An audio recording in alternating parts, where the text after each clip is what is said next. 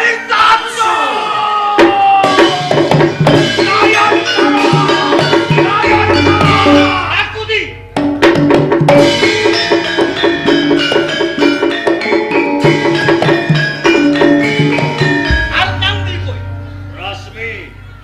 iki tutu perkaramu. Nang perkara Rakuti lan Jaya Negara. Sareh. Disareh ke hatimu. Cik men adem pamikirmu. Ojo gusa-guslu. Lele bakal keslu. Rasmi, kowe gampang ngomong kaya ngono. Nanging sitan supui bojoku ana tembungan sedunuk bathuk senyari bumi. Ora lilo yen bojoku dijiwat marang liya. Mbok menawa iki kena kanggo ngademke pikirmu. Ora, aku ngerti.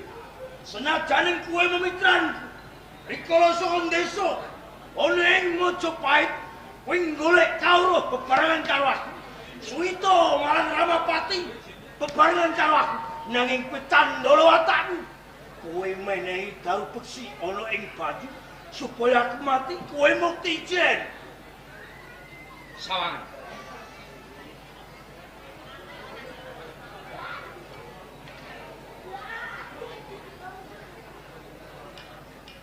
Yen banyu kuwi mau daru beksi, mestine Rasmi mati.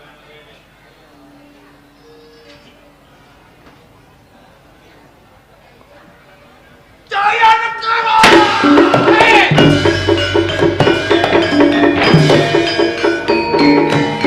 Mikimo Joko Sawangan.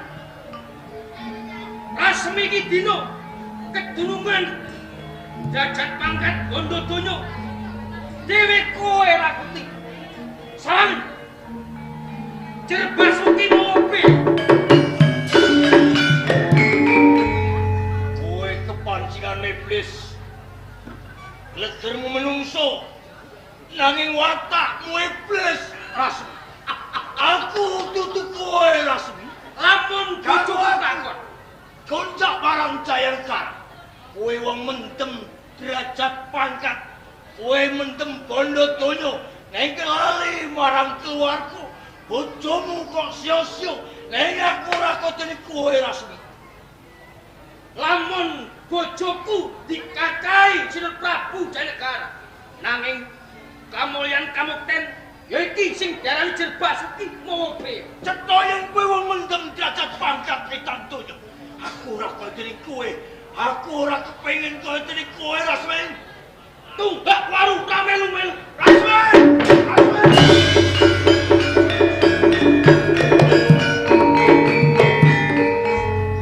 Rasmi! Dheweke wis ora padha marang ati. Dheweke mbalui marang Mojopahit. Ning aku Rakuti. Aku ora lilo. Aku kudu mateni Jaya Negara. Jaya Negara!